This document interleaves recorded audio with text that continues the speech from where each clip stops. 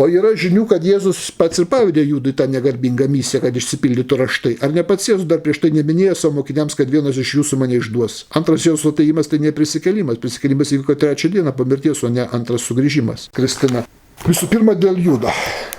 Jeigu Jėzus tikrai žinojo, tikrai buvo pranašas Mesijas, sakim, taip, ir tikrai žinojo, kad Judas išduos, tai mes turim 3 didelės problemas.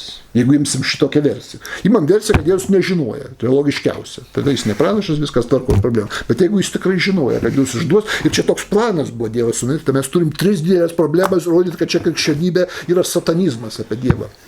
Pirma. Jėzus, kuris save vadina, aš esu gerasis ganytojas, specialiai sudaro sąlygas žmogui pražūti. Tu žinai, kad jisai tave išduos, kad jis užsitrauks amžiną pražūtį, bet tu specialiai patraukia iš čia, aš tave apaštalu išsirinksiu, pastatai ir žinai, kad jis įkris į prarają.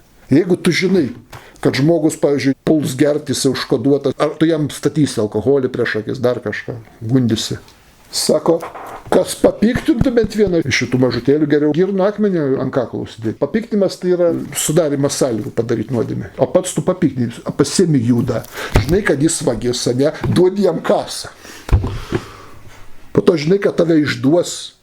Dar geriau padažo, iš Jėzus lėkštės eina į demonus paprasčiausiai ir sakai, ką darai, daryk greičiau, daryk šitam. Čia iš visatime, čia yra baisiausias ganytojas, koks gali būti. Antra. Jeigu čia toks, sakykime, krikščionių suprantamas išganimo planas, tai jis yra idiotizmas.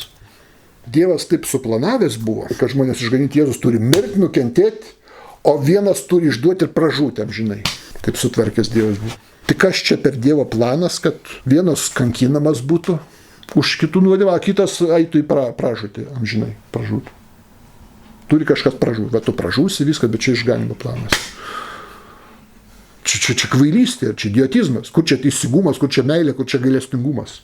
Ne, tikrai aš girdžiu šventų dalykų, bet aš, Dievas, kuris visagalis, gali viską padaryti, taip krikščionis, bet jis sugalvoja tokį dalyką, noriu, kad žmonės išgavo, turi mano sūnus kankintis, mirt, turi būti močia po kryžium žiūrėti ir kankintis, alpti.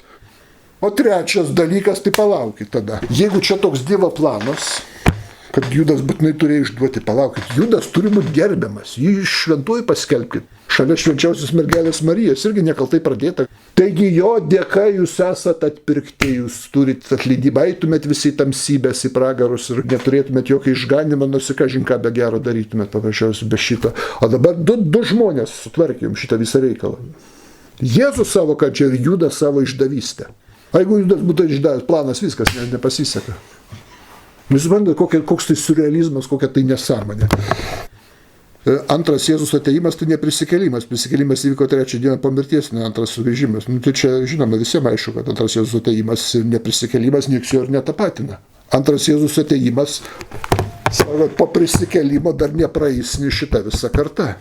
Ir daugelis čia stovinčių dar sulauks tą momentą, kai ateis žmogaus sūnus į karalystę. Ką mes įsakom, nesulaukė visą kartą, išmirė daug kartų, išmirė netėjo.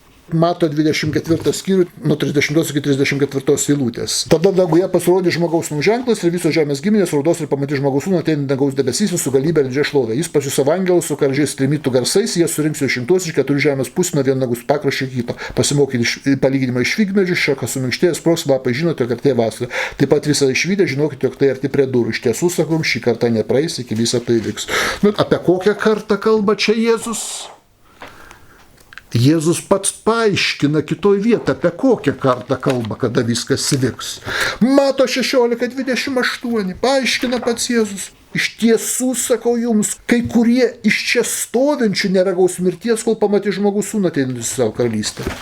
Kalba apie kartą tie, kurie va čia stovi prie manęs, vada išklauso. Kai kurie dar bus nemirę, dar sulauks visą šitą. Neįvyko viskas, krikščionys, padėt Naują testamentą, viskas, užrakino bažnyčias. Nevyko, panašiai, ką dar jūs save apgaudinėjate. O nevykusi pranašystė ką rodo? Kad tai netikras pranašas, kurį pagal Torą reikia baust mirtim, žydai teisingai padarė. Kajafas, Anas ir visa šita garbi publika, išsilavinusių Torą žinovų, garbių kunigų, dievobaimingų žmonių, jie teisingai padarė. Įvykdė Toros sprendimą. Žiūrėkit, pakartoto įstatymą 18 skyrius. Tada dar, kai vykdė dar ta karta toli gražu dar gyveno, bet jie jau žinojo, kad neįvyks. Šiandien susitvarkė ir jie neapsiryko. Žiūrėkit, pakartoto įstatymą 18 skyrius nuo 20 iki 22 eilutės paskaitykim. Pranašas, kuris drįstų kalbėti mano vardu, ko aš jam neliepiu iš svetimų dievų vardų, bus baudžiamas mirtim. Jeigu yra kažkas pranašauja, turi nustatyti tikras ar netikras. Jeigu netikras, baudi mirtimi. Toliau sako, jeigu sakytum, tai kaip mums pažinti žodį, kurį aš paskaitai, kaip žinot, kur tikras, kaip netikras. Žiūrėkit, Tora paaiškina. Duoda kriterijų, 22 eilutė. Ženklas bus toks. Jeigu pranašas paskelbtų ką nors iš anksto viešpaties vardu ir tai neįvyktų, tai viešpats nekalbėjo, bet pranašas kalbėjo iš savo pasipūtimą, todėl tu jo nebijok. Tai va tokį pranašą. Tai va, žydai viską teisingai padarė.